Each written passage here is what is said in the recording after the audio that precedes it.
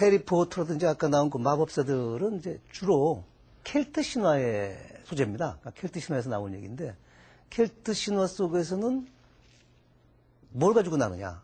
마법의 빗자루 타고 난다라는 거죠. 마법입니다.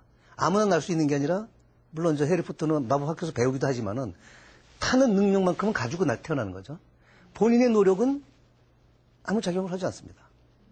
이 사람은 마법사이기 때문에 나를 수 있는 거고, 또는 마법을 받아서 또는 마법을 익혀서 나르지만은 마법은 배울 수 있는 것이 아니라 선천적으로 주어지는 것이다. 그렇죠? 우리 먹을 들은 안 되죠? 그런데 비해서 이거는요, 알라딘의 양탄자죠. 이 아라비안 나이트의 상상계에서는 하늘을 나는 방법이 양탄자를 통해서 날죠. 양탄자는 마법의 양탄자이기 때문에 이거를 타고 나는 사람이 한 게 아무것도 없습니다. 우연히 자기 손에 마법의 양탄자가 들어와서 날아다니는 거죠. 이건 더 멋있게 그렸죠. 그런데 그리스 신화에서는 날고 싶을 때 어떤 상상을 했느냐. 마법에 의해서 나는 것이 아니라요. 이와 같이 다이달로스가 깃털과 밀랍을 통해서 날개를 만들고, 그 다음에 인간의 근육의 힘으로 나르는 상상을 합니다. 상당히 인간적인 모습이죠. 그리고 어느 상상에서 지금 표현지 우리 비행기가 나왔을까요?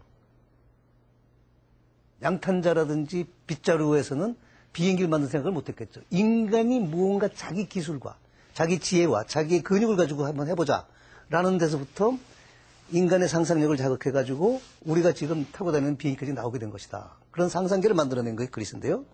저기 요 뒤에 이 사람은 지금 제대로 날고 있고 얘는 떨어지고 있죠. 예. 이게 이제 이카루스죠. 아버지 다이달로스와 함께 날았는데 다이달로스가 너무 태양 가까이가 되면 밀랍이 녹아서 떨어지니까 조심해라. 그런데 얘는 나르는 게 너무 신나서 오만에 빠져가지고 아버지 말을 듣지 않고 중용을 지키지 못하고 올라갔다가 떨어지는 장면입니다. 떨어져 죽은 이카루스를 님프들이 이제 애석해하면서 슬퍼하는 모습이고요. 여기도 이카루스의 추락이라고 하는 그림인데 뭐 그림 설명은 너무 오래가지 않겠습니다. 어디가 이카루스가 나타납니까? 혹시 발견하셨어요? 저기 다리 하나 보이시나요? 오른쪽 아래쪽에 조그만 다리가 튀어나온 거 보나요? 그게 빠진 이카루스고요. 그 근방에 깃털이 흩어져 있습니까? 깃털이 좀 흩어져 있죠. 예. 근데 그 앞에서 배에 타고 있는 사람들은 그걸 알아요, 몰라요? 모르죠. 그 다음에 여기 고기 잡고 있는 사람은요? 모릅니다. 양 치고 있는 사람 모릅니다. 밥 깔고 있는 사람 다 무관심합니다. 한 천재가 무언가 노력을 그렇게 했는데 세상은 그걸 알아줘요, 몰라줘요? 그 천재의 도전과 그 천재의 실패에 대해서 무관심하다는 거죠. 그러니까 이런 식의 그 이야기를 만들어낼 수 있는 신화, 그 상상력을 가져온 것은 그리스 신화뿐이죠. 만약 양탄자라면 하늘을 타는 양탄자에 관심을 안 가질 리도 없고, 그렇죠? 예, 빗자루 타고 나는 마녀를 본다면 다들 놀랄 텐데, 실은 날개 타고 가는 사람들에 대해서는 그렇게 관심이 없는 것 같습니다. 떨어져서 이렇게 죽을 해도요. 이런 식의 상상계를 만들어낸 것이 그리스인데요. 그리스는 마법을 사용하지 않습니다. 나는데 인간의 능력, 인간의 지혜와 힘, 이것에 의존하려고 하는 대단히 인간적인 상상을 한다는 것이 굉장히 차이가 나죠. 그럼 그리스 신화라는 게 뭘까? 아까도 뭐 신화가 언제 시작됐느냐는 질문을 받았습니다만, 그리스 신화라는 것은 여기 써 있는 것처럼 8, 9세기 정도부터 시작되는 걸 봅니다. 왜 이때를 기초로 삼느냐?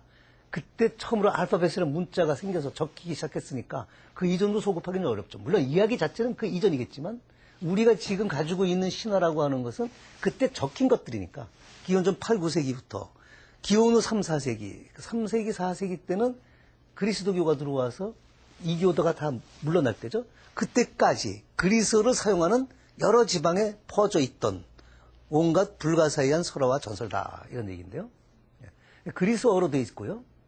또 이집트와 메소포타미아, 소아시아 그리고 그리스 선주민의 신화에서 영향을 받긴 했습니다만 독특한 그리스 세계를 만들어낸 것들을 그리스 신화라고 합니다. 물론 모든 게 다 똑같은 정도로 그리스화됐거나 이성화되진 않았는데 그 중에서도 이제 대표적인 것들이 우리 그리스 신화에서 전해 내려오죠. 출처는 보통 왜 그리스 신화 출처는 뭐 볼핀집판, 요새 뭐 수천만 권 팔렸다는 마마에서 나온 건데, 그것은 나중에 이제 기원 후 2세기 때 정리한 거고요. 실제로 우리가 그리스 신화의 출처는 호메로스의 일리어스 오디세이라고 하는 서사시를 제일 중요하게 삼습니다. 예, 아주 오리지널한 거죠. 그러고요. 두 번째는 헤시오도스의 신통기라고 하는 것. 신들의 계보라든지 어떻게 인간이 탄생했는가라든지 우주가 만들어졌다든지 이런 것들은 모두 이 신통기를 통해서 우리가 알게 됩니다. 호메로스부터 한 세기 정도, 100년 정도 뒤의 사람인데 아주 중요한 자료는 저 사람이 책에는 제공을 하고 책에는 헤시오도스 체계를 따르게 되어 있습니다. 그 다음에 이제 아이스킬로스, 소포클레스, 에우리피데스라는 3대 비극 작가가 썼던 기원전 5세기 때의 비극의 신화적 소재들이 많이 나옵니다. 거기에 나오는 신화적 소재들은, 그 이야기들은 호메로스하고는 조금 차이가 납니다만 역시 굉장히 귀중한 신화 자료가 되고요. 그 헤로도토스가 쓴 역사, 그것도 기원전 5세기 때 사람이 쓴 건데요. 거기에도 이 당시 헤로도토스 정도면요. 역사와 신화는 거의 구분하지 않았습니다. 그래서 자기가 듣지도 못하고 전에 들은 선조들이 얘기하는 역사다라고 하면서 신화 얘기를 많이 하고 있기 때문에 거기도 신화가 나타나고요. 그리고 그 철학가 플라톤, 또 아리스토텔레스 이런 데도 신화 얘기들이 많이 나오게 됩니다. 결국 신화에 대한 고찰, 또 신화에 대한 의심이 철학으로 넘어가기 때문에 그 초창기 철학자들의 이야기 속에는 신화가 많이 드러나게 되어 있습니다. 그리고 고대 그리스 도자기 그림이나 조각들, 이것은 글로 안 남아있지만 상당히 여러 가지 그 에피소드들을 보여주는 그런 자료로 쓰이고 있습니다. 거긴 좀, 이건 도상학이라고 그래서 조금 조심해서 써야 되긴 합니다만, 만화처럼요, 주인공 이름 밑에 써놨기 때문에 무슨 얘기를 하고 있는지 알 수 있는 것들이 대부분입니다. 그리고요, 그리스 신화의 그것은 제일 번째 특성이라고 하는 것은 그리스의 신들은 인간 모습을 하고 있고, 보통 그리스 신화에서 신들과 인간이 만날 때 보면 등신됩니다. 인간 모양으로 나타나고 인간 크기로 나타나죠. 그게 대부분입니다. 그리고 이제 특별히 신이 자기의 진실한 모습을 보여줄 필요가 있을 때가 아니면 보통 우리 모습으로 나타나죠. 그래서 그리스인들이 흔히 상상한, 일상생활에서 상상한 신의 모습은 우리과 가장 비슷한 모양인데,